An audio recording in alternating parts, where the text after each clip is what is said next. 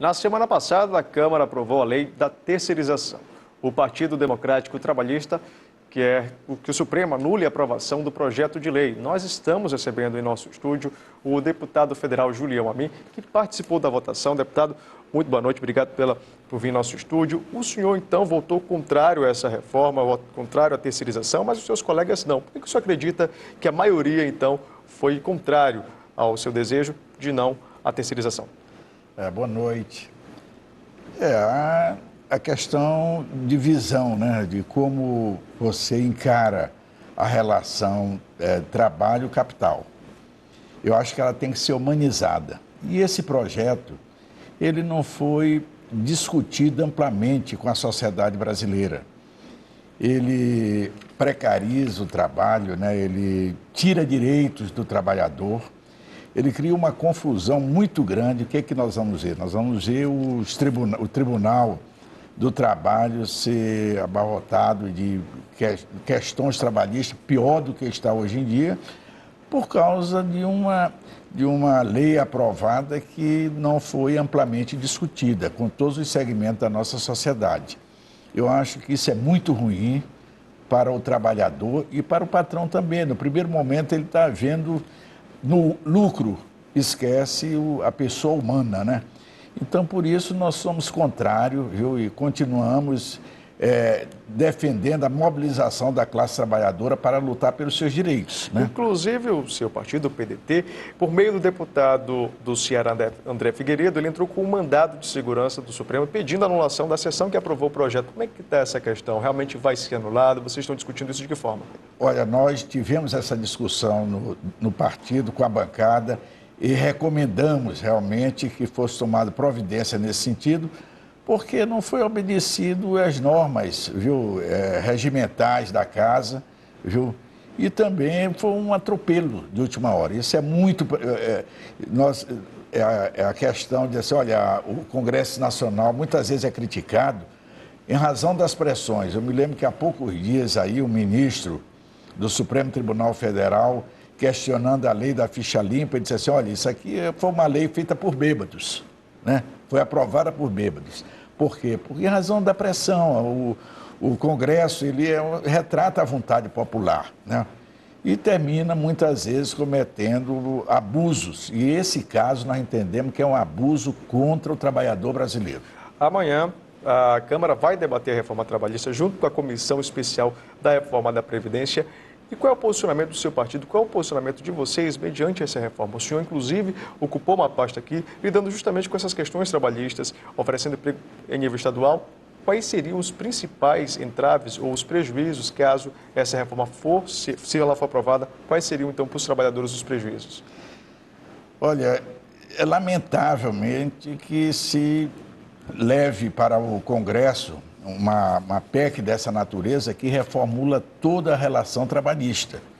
Como eu falei ontem, a lei da terceirização, amanhã, o próprio Estado diz assim, olha, eu vou contratar 20 policiais pelo um período de 5 meses para prestar segurança em determinado local, sem nenhum compromisso que a legislação e a organização do Estado permite. Isso é uma violação. A mesma coisa nós estamos com a reforma trabalhista. Nós somos contrários, o nosso partido é um partido de natureza trabalhista, nacionalista, né?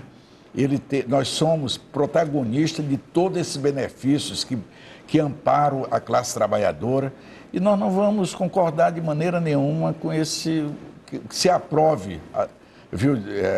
Aprove essa lei que venha prejudicar, tirar direito dos trabalhadores. O trabalhador que precisa ser amparado, precisa ser motivado, precisa ser incentivado para que ele possa produzir.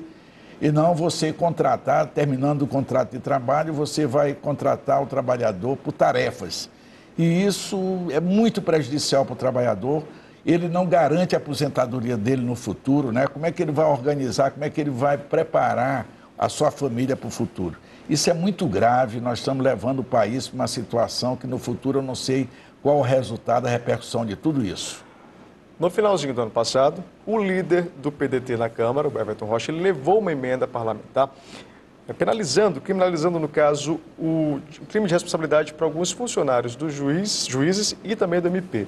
Isso gerou muita crítica, muita revolta de alguns populares e também da classe parlamentar, uma vez que o país ele pede investigação justamente de alguns políticos. Isso não enfraquece o partido nesse momento de luta, uma vez que nos próximos meses vai ser bem agitado em Brasília, isso não enfraquece o partido?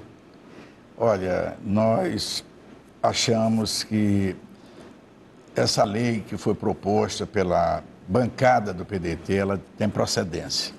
Eu acho que nós não podemos, de maneira nenhuma, exagerar no cargo que nós estamos, né? Agora, isso não pode ser destinado somente a um segmento da sociedade.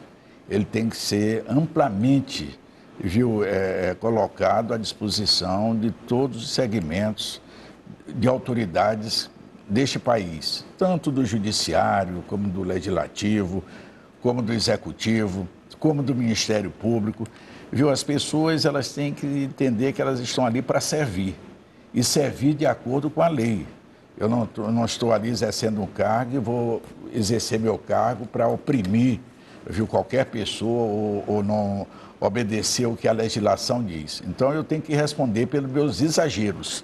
Isso é natural, a gente vê em todos os segmentos, não é só já em cima do executivo, do legislativo, do judiciário. Todos os segmentos realmente existem, não são todos não, mas existem dentro das nossas organizações pessoas que utilizam de forma indevida do seu poder. Agora, deputado, vamos falar um pouco do cenário local. O PDT ele tem uma proximidade e dialoga muito com o governo Flávio Dino. Seria então uma proximidade aí, já que estamos no ano eleitoral, em 2017, seria então uma aliança futura para 2018? Vocês já pensam em estreitar esse laço para 2018? Como é que vai estar a chapa PDT e PCdoB ano que vem? Primeiro, nós integramos esse governo, nós fazemos parte desse governo, né? Um governo que está realmente fazendo uma revolução no Maranhão. O povo do Maranhão precisa conhecer o que o governo Flávio Dino está fazendo para estruturar e reestruturar toda a parte produtiva e educacional do nosso Estado. Então, é natural que o nosso partido, como integrante desse governo, ele almeje participar como protagonista desse governo.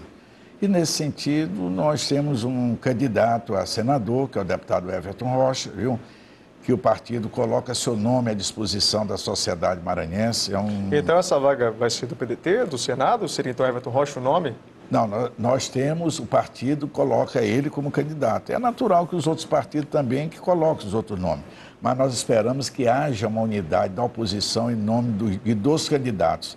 E, naturalmente, o governador, como grande líder, que é desse grupo, que integram a sua base aliada, ele, sem dúvida, vai conduzir de forma muito inteligente, muito sábia, para escolher que somente 2 candidatos saiam para disputar as eleições ao Senado Federal do Maranhão. Nós precisamos, esse grupo político, ele precisa realmente ser representado lá no Senado Federal por 2 pessoas da base do governo, que hoje em dia nós temos 3 senadores, mas nenhum dos 3 integra a base do governo. Teve um que foi eleito pela nossa base, pelos partidos que integram a base do governador Flávio Dino, mas que ele se afastou. Se afastou, não entendi por quê, porque ele recebeu todo o apoio nosso, e nós esperávamos que ele estivesse junto conosco para reconstruir o Maranhão. Deputado, muito obrigado pela sua entrevista. Nós também agradecemos a oportunidade e o trabalhador, ele fica seguro que ele tem uma voz ali na defesa dele. Certo.